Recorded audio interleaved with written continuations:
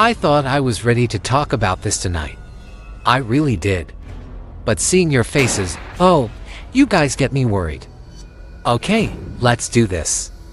Okay, welcome to Crash Course Philosophy. I'm your host. Tonight you'll meet the immortal man who can't die, the good place where everyone is rewarded based on their goodness, and the terrible truth about what happens to your consciousness when you die. Okay. Today, we're talking about existential risk, which is the study of threats to the continued development and existence of intelligent life. Or put another way, how might we die? Well, both figuratively and literally. In his book The Black Swan, author Nicholas Taleb describes an event that fits the three criteria of being rare, unpredictable, and impactful. This is the type of event that historians will rename the past to include it, and that affects the way we think about future events. Black swan events are often obvious in hindsight, but we typically have little ability to predict them before they happen. So these events are a special kind of unknown. They are outside the realm of our expectations, and we don't even know that we don't know about them. Existential risks are different from normal risks because when evaluating a regular risk, we usually assume the world ends for whoever's affected by the negative outcome. In contrast, with existential risks, the world as we know it ends for everyone. Existential risk is the ultimate uncertainty because it asks us to consider the things that could go wrong and prevent us from ever considering those things. It's basically an infinite loop, and it's also the reason we're alive right now. According to astrophysicist Neil deGrasse Tyson, it's likely that a huge asteroid strike or supernova explosion is the reason that life even exists. If life is rare in the cosmos, then maybe we just got lucky with our particular star. Maybe our sun is just perfectly suited to allow life to develop. He reasons that if it were easier to be an oceanic creature or an insect rather than a human, then maybe that's what we would be. We are walking, talking accidents, and it's unlikely that we're alone. So if we survived all those natural obstacles, why are we worried? Well, the big problem is that while we're getting better at avoiding asteroids, we seem to be creating new dangers for ourselves. We're currently living through a weird moment in human history. With technology growing faster than ever and challenges mounting, we're starting to reach our limits. Our population growth is putting pressure on our food supply and our natural resources. Climate change and environmental degradation are impacting our home planet. New technologies present a mixed bag of opportunities and unforeseen consequences. How do we ensure the continuation of our species in the face of all these obstacles? Well, one approach is to identify the biggest risks that could end all life on Earth and then take steps to avoid them. According to the Future of Life Institute, the 5 greatest existential threats to humanity are climate change, bioterrorism, the disruption of the global ecosystem, nuclear war, and uncontrolled artificial intelligence. Now, that last one might seem out of place. I mean, AI isn't harming us right now, right? But experts argue that AI has the potential to surpass human intelligence, taking over our jobs and making decisions with potentially catastrophic consequences.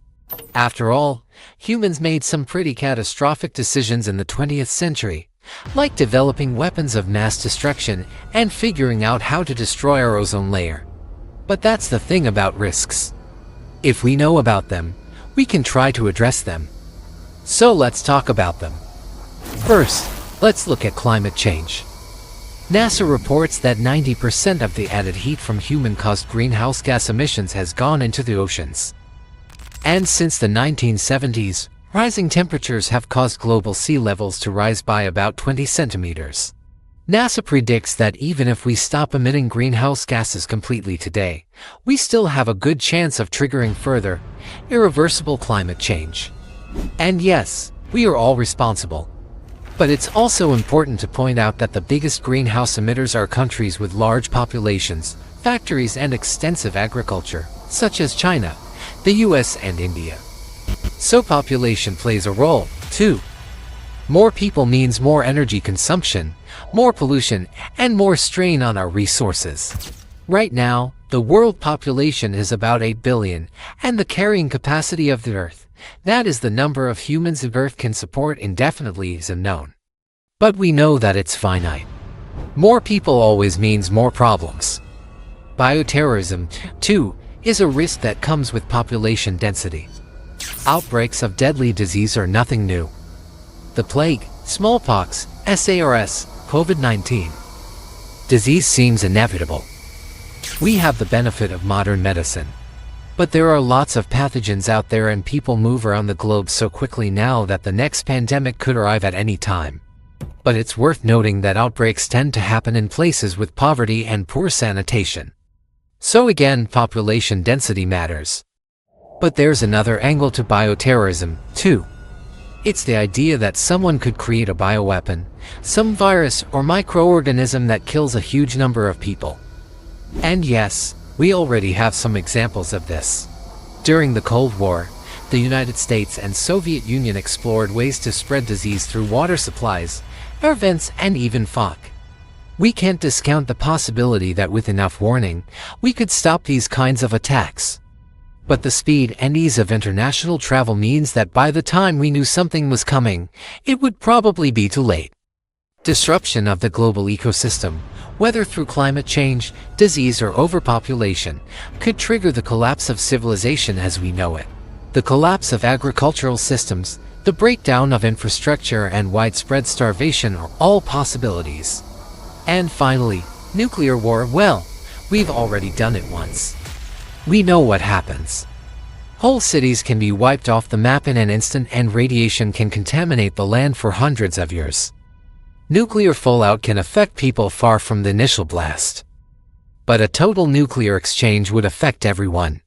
Now, according to physicist Michio Kaku, most scenarios indicate that after a nuclear exchange, the atmosphere would be filled with so much dust and smoke that the entire planet would be plunged into darkness.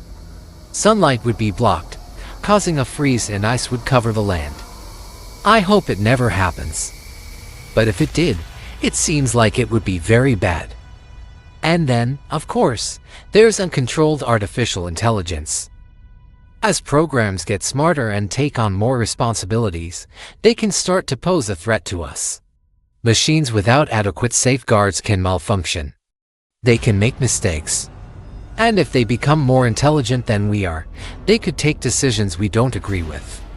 They could even turn against us. So what do we do about these existential risks?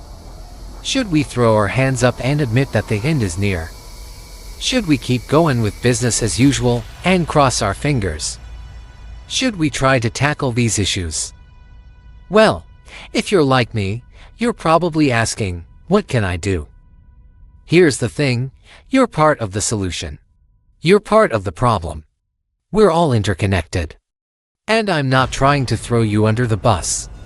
I'm just saying we all need to work together to solve these problems. One example is Elon Musk's investment in the Future of Life Institute. He says, quote, "The threat from AI is so existential that we must ensure that the advancement of AI benefits all humanity and reflects the best of our collective values and goals." I don't know about you, but I'm glad that we're thinking about these things, because if we wait too long, it may be too late. So yeah, existential threats are a bit depressing, but it's also exciting to see all of the amazing people who are working on these issues. Like, if you want to learn more about existential threats, check out the additional resources. And we'll see you next time. Crash Course was filmed in the Team Sandoval Pier studio and made with the help of all these nice people. If you want to help keep Crash Course free for everyone forever, you can join our community on a crowdfunding platform.